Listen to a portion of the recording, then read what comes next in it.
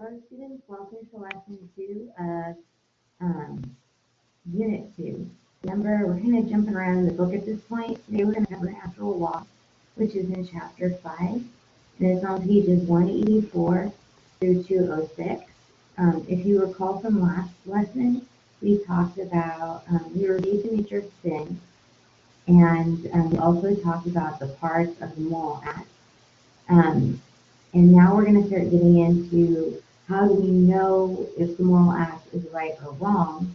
And we're going to look at the natural law and how that sheds the light on what's right and wrong, and also our conscience. And that will be in the next lesson. Okay, if you're watching this lesson because you were absent from class, we were using Pear Deck. And the first thing we did before we started was this warm-up. And the students in the Pear Deck wrote what some of the things that they wanted to know about the natural law. When I did the survey at the beginning of the year, a couple of students said that they were interested in understanding this better. So if you were absent, you don't have to make up this activity, but you might want to think to yourself, before we begin, what do I already know, and what would I like to know more about the natural law? Kind of get your brain ready to primed to learn. Okay, so these are our learning objectives. We're going to define synderisis in natural law. We'll also define the first principle and how we know it. We'll explain the relationship between natural law and conscience. And we will also do this with our third lesson as well. And then we'll, when we're finished with this lesson and the third lesson, you guys are going to create a final product that will show the 3 dimensions of the conscience by analyzing, creating an example of conscience in action. And even though this won't happen until after the third lesson, included it here because part of what you're going to need to do is include the role the natural law plays in conscience formation. So let's start. Okay, so before we begin looking at what natural law is, we're going to look at what the natural law is not. And so this is the way the author of your book starts his chapter, because it's a very misunderstood topic. So if you wanted to read this part in your book and you haven't done so already, you would find this on page 186 through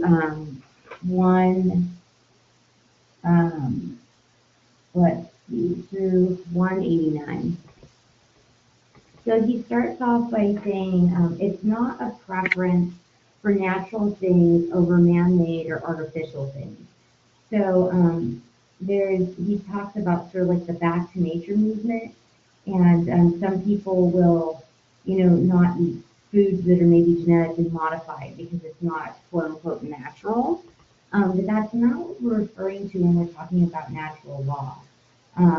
We're not saying that things that are from nature are automatically better than artificial things. So for example, some people will make the argument that pot is okay because it's from nature. Well, no, we don't take all of our cues from nature. Not everything that's natural is preferable to a man-made object. Also, in terms of the contraception, sometimes people will say that the church is against contraception because it's man-made. And again, that's not what we mean when we talk about natural law. The focus there isn't on the focus on the fact that they are artificial, but rather on what they're used for.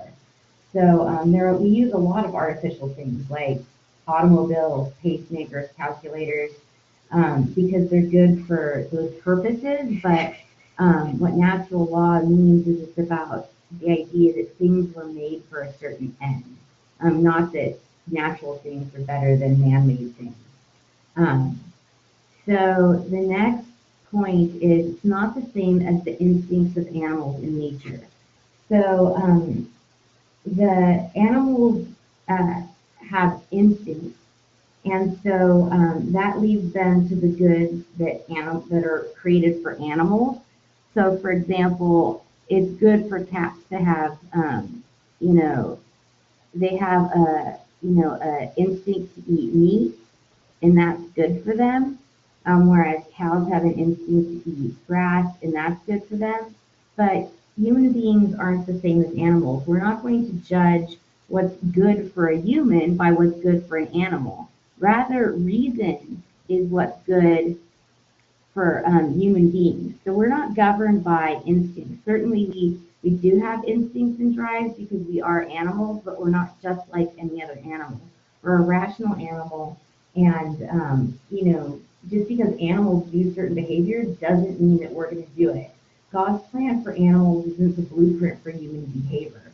If we went by what animals do and use that to judge our actions, animals kill their young. Black widows eat their mates. I mean, that is not how we judge our standard of behavior. So that's not what we mean by the natural law. Next, it doesn't mean what's a common or regular occurrence. So another argument people sometimes make is that, well, everybody does it, or they'll say it's only natural, and by that they mean it's something that everyone does or it's a common occurrence. But that's not what we mean by natural law. Just because everybody does it doesn't mean that it's okay. And the example they give in your book uh, is the example from when Bill Clinton cheated on his wife, and he lied about it under oath. He perjured himself. And a lot of people said, well, anybody in that situation would lie. Anyone, caught in adultery would want to lie. Well, yeah, that's, that may be true, but that doesn't mean it's the right thing to do. And in actually, we wouldn't say just because everyone does a certain thing, you should do it. Um, so again, just because something is a regular occurrence doesn't mean it's in keeping with natural law as the church understands it. A lot of our behaviors are common, but they actually go contrary to natural law. And lying is one of those things. We're ordered toward truth and reason, and lying goes against that. Another argument that's commonly made is if something is an involuntary thing, um, that means it's natural, or it means that means that it's okay according to natural law. And this is usually made in arguments about same-sex marriage. And what we need to remember about that is just because we have an involuntary desire for something doesn't mean that it's part of the natural law. We always have to remember that we're fallen, and all of us have disordered desires, and that actually go against the natural law, not in keeping with it. And as the author says on page 189, um, natural inclinations do not necessarily make behavior flowing from them more in keeping with the natural law. So again, sometimes people argue, well, I was born this way, so, that means it's okay. But we're all born with, different desires that would go against the natural law. An example of this might be, like, say, alcoholism. Some people are born with a predisposition towards being addicted to drugs. They didn't choose it. So we wouldn't say, to someone in that position, well, it's involuntary, so it's natural for you to be an alcoholic. We wouldn't say that. It's not good for them.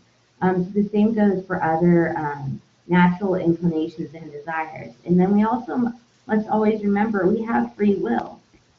Just because, unlike animals who can't fight their instincts, they don't have a choice.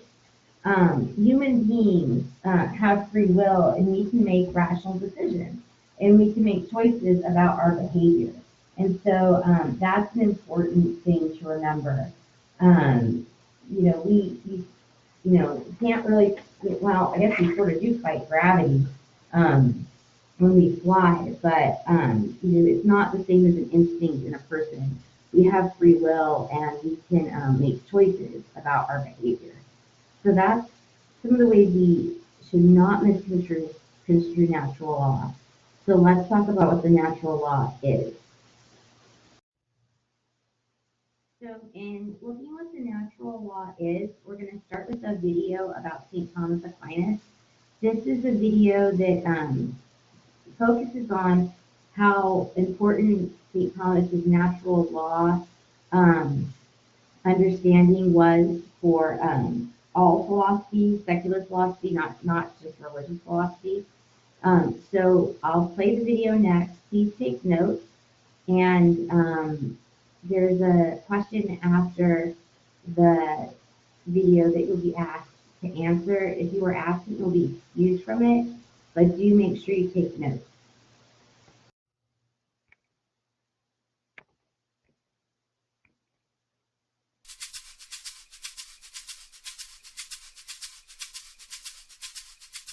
It seems at first weird that we might learn from Thomas Aquinas. He was a medieval saint who was reputed to have levitated and had visions of the Virgin Mary. He was much concerned with explaining how angels speak and move. And yet, he continues to matter because he helps us with a problem which continues to bedevil us: how we can reconcile religion with science and faith with reason. Aquinas was both a philosopher and a saint. Refusing either to lose his faith or mindlessly believe, he developed a new understanding of the place of reason in human life. Aquinas' monumental contribution was to teach Western European civilization that any human being, not just a Christian, could have access to great truths whenever they made use of God's greatest gift to human beings: reason. Aquinas broke a logjam in Christian thinking, the question of how non-Christians could have both wisdom and at the same time no interest in or even knowledge of Jesus. Aquinas universalized intelligence. He opened the Christian mind to the insights of all of humanity from across the ages and the continents. The modern world, insofar as it insists that good ideas can come from any quarter, regardless of creed or background, remains hugely in Aquinas' debt. Thomas Aquinas was born to a noble family in Italy in 1225. As a young man, he went to study at the University of Naples, and there came into contact with a source of knowledge which was just then being rediscovered: the texts of ancient Greek and Roman authors. Aquinas then became an academic at the University of Paris and an exceptionally prolific writer, producing nearly 200 pieces about Christian theology in less than 3 decades. His books bear beautiful and strange titles like the Summa Theologica and Summa Contra Gentiles. Such was his devotion to knowledge.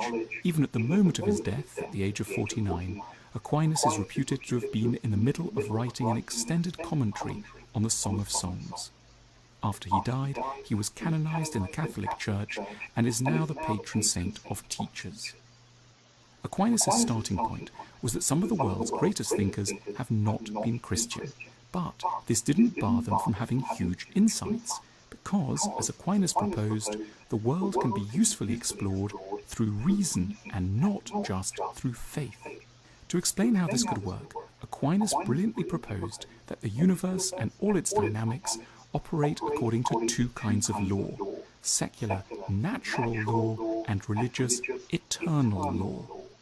For Aquinas, a lot of the world follows natural laws. We can find out for ourselves how to smelt iron, build an aqueduct, or organize an economy, and none of this relies on believing in God. Aquinas discussed Jesus' injunction to do unto others as you would have them do unto you. Jesus may have given this idea a particularly memorable formulation, conceded Aquinas, but it's in fact been a cornerstone of moral principles in most societies at most times. How could this be possible? Well, the reason, Aquinas argued, is that it's an idea that belongs to natural and not eternal law. Aquinas conceded that in a few situations, God does work simply through eternal law outside of human reason, and he cited prophetic revelations and the visits of angels as examples. However, he reassured us that most useful knowledge can be found by atheists and secular-minded people within the realm of natural law. Aquinas' ideas unfolded at a time when Islamic culture was going through very similar dilemmas as Christianity in terms of how one can reconcile reason and faith.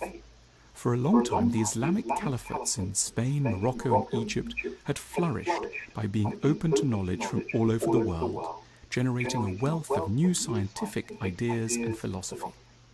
However, due to the increasing influence of fanatical religious leaders, Islam had become more dogmatic and oppressive by the time Aquinas was born. It had, for example, reacted violently against the Muslim philosopher Averroes. Like Aquinas, Averroes had been deeply influenced by Aristotle and had argued that reason and religion could be compatible. However, the caliphates, anxious never to depart from the literal words of God, made sure that Averroes' ideas would be banned and his books burned. Aquinas knew that the Muslim world's increasingly radical rejection of reason was harming what had once been its thriving intellectual culture, and it was overwhelmingly thanks to Aquinas' ideas that Christianity did not suffer the same process of stultification. Though Aquinas was a man of deep faith, he provided a philosophical framework for open scientific inquiry. He reminds us that knowledge can and should come from multiple sources, from intuition but also from rationality, from science but also from revelation, from pagans but also from monks. That sounds obvious until we notice just how often civilization has been and is still being harmed by people's refusal to take this brilliant idea on board.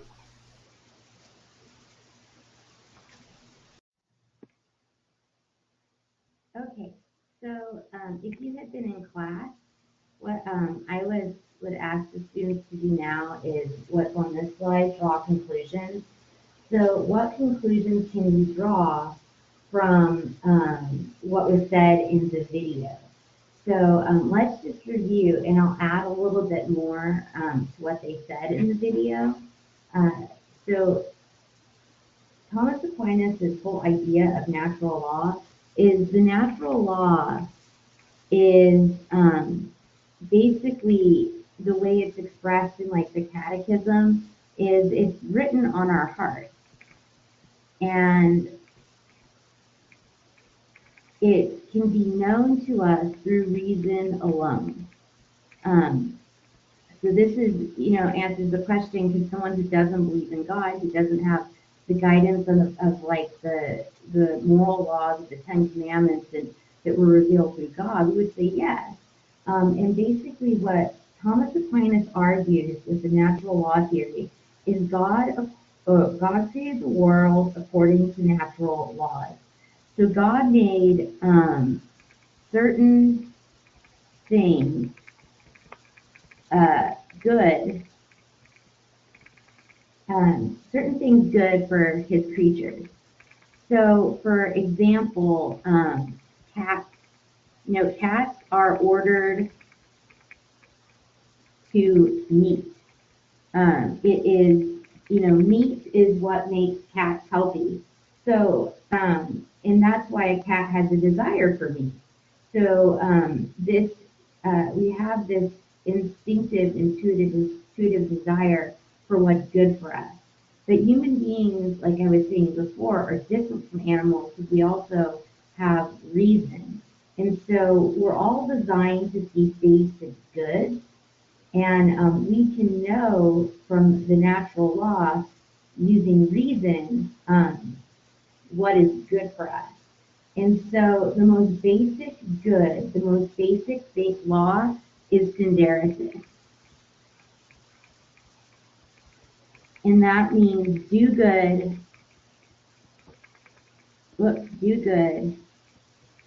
avoid evil. So everybody has this instinct written on their heart.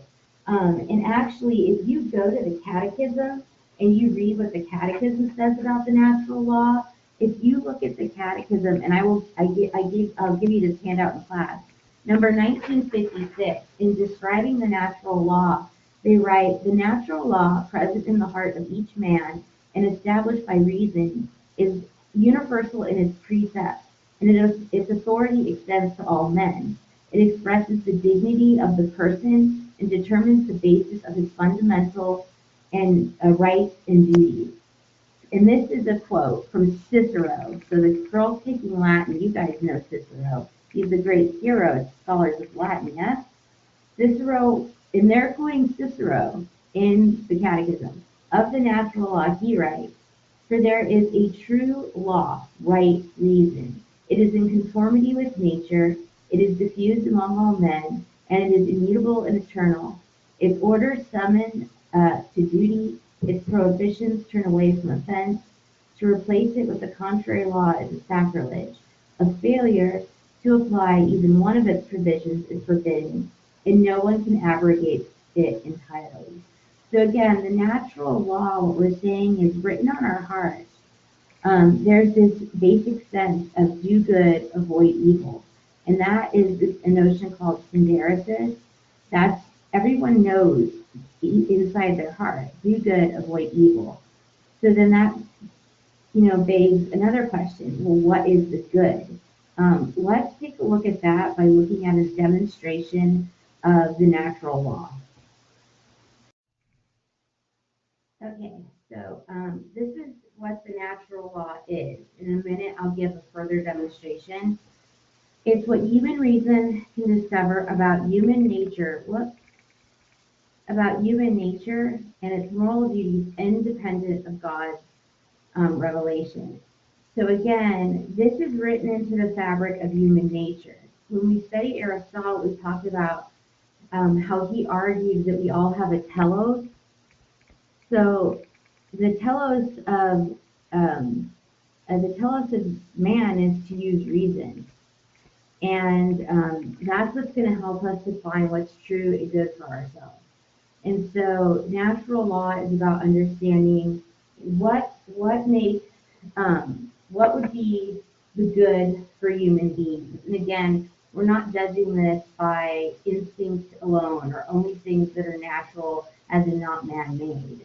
Again, our guiding point is going to be reason.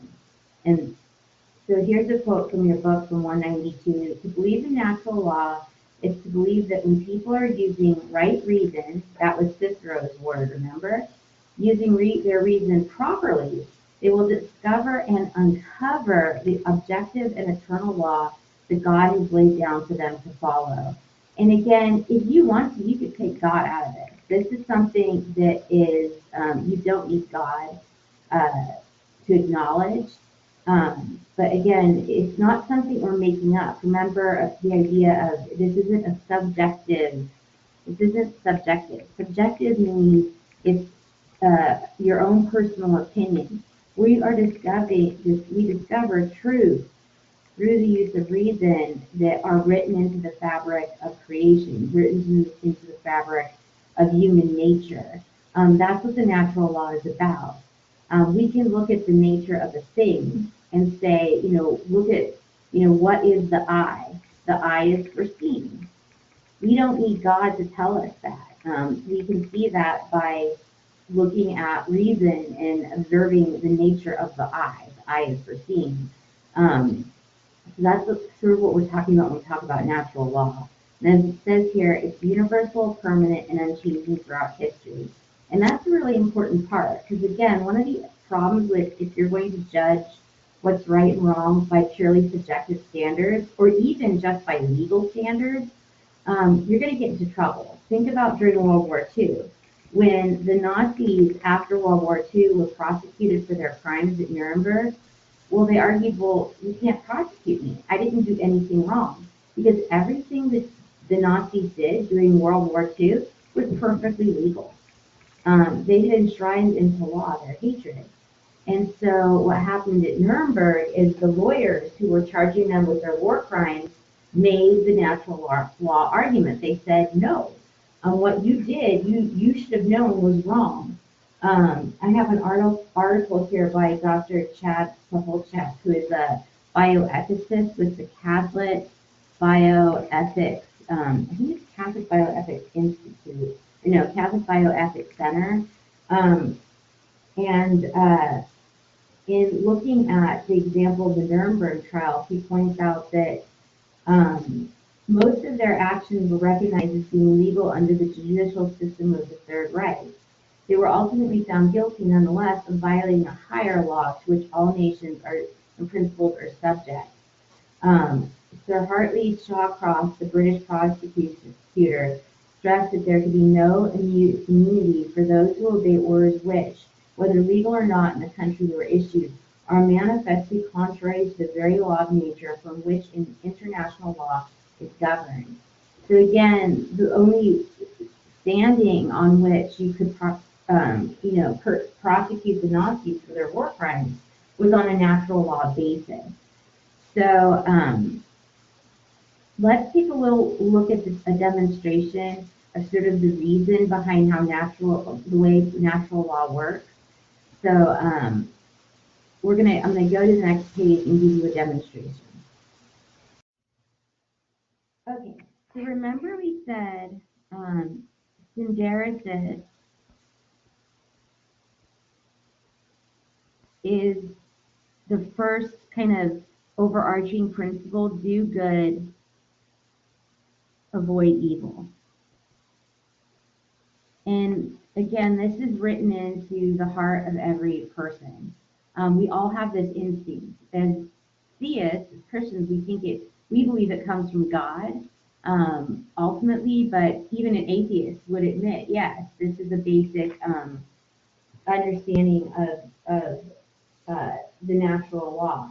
And so what Thomas Aquinas argued is we are all designed by nature, or by God if you prefer, to seek basic goods. And he listed 7 of them. So this is getting into a little bit more detail. What does it mean, do good, avoid evil? The first he said is life. We all have an instinct to preserve our life. The next was reproduction. We all have a sex drive. Otherwise, if we don't reproduce, and the species will be done. We all have a natural inclination to educate our offspring.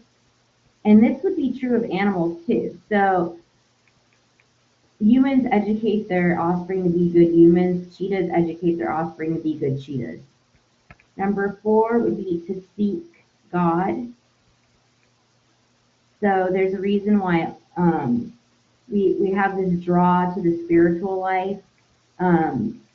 It's because it's innate. It's part of the natural law. But there, Blaise Pascal said that we have a hole-shaped, Pascal, he talked about the God-shaped hole in our heart. Now, an atheist may deny that God exists, and he may try to deny that we do have a strong desire for God. But if we just look all over the world, there's a plethora of world religions, and that shows people all have a drive toward God. And number 5 would be to live in society. So human beings are pack animals, like some other animals, like wolves. It's innate to our nature. That's why we think that putting people in solitary confinement is a grave punishment, because we're social creatures. The next is to avoid offense. Most people don't like conflict. I was listening to a story on the radio this morning that talked about how millennials will ghost at work, and what's happening there is they just won't show up to work because they're afraid of conflict. And then the last one is to shun ignorance.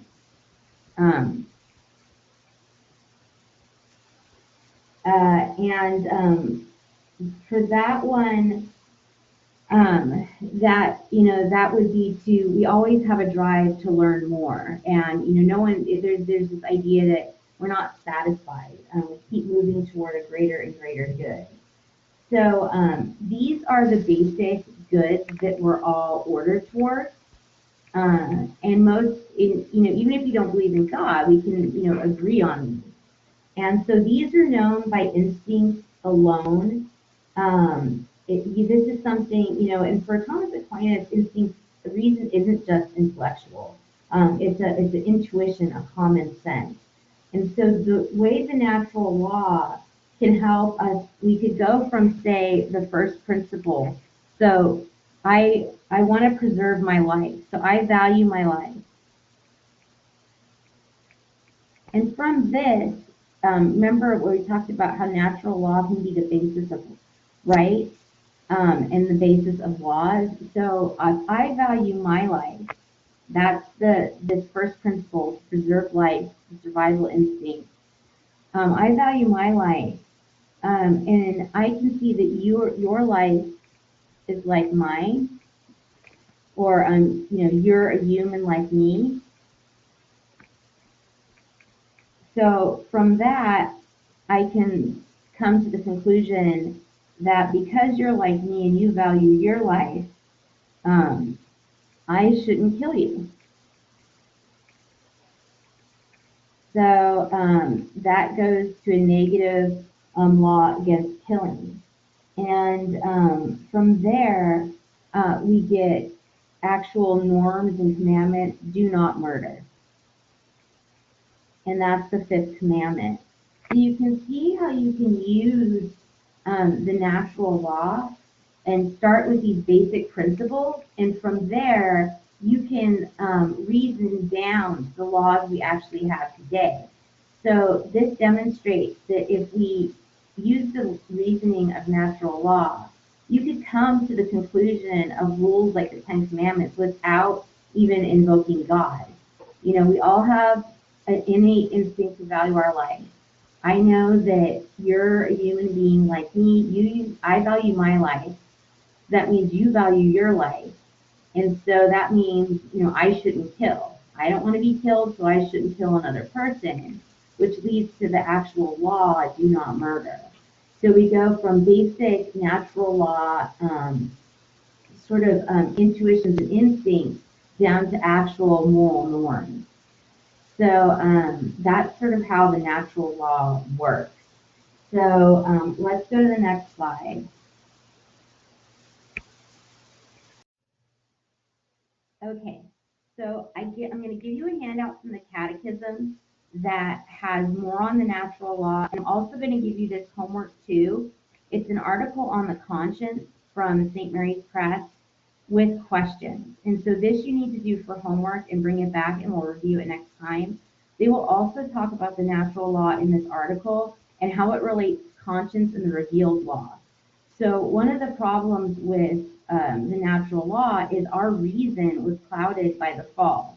Natural law is predicated on the fact that we can use our reason to discover what is the good for us, what we're ordered to, and because of concupiscence, that's why God gives us the revealed law, because concupiscence, concupiscence, I don't know if I spelled right, but concupiscence is the clouded, it's the disorder of reason. Our reason is clouded.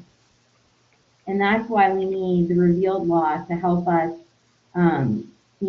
keep our compass on the right path.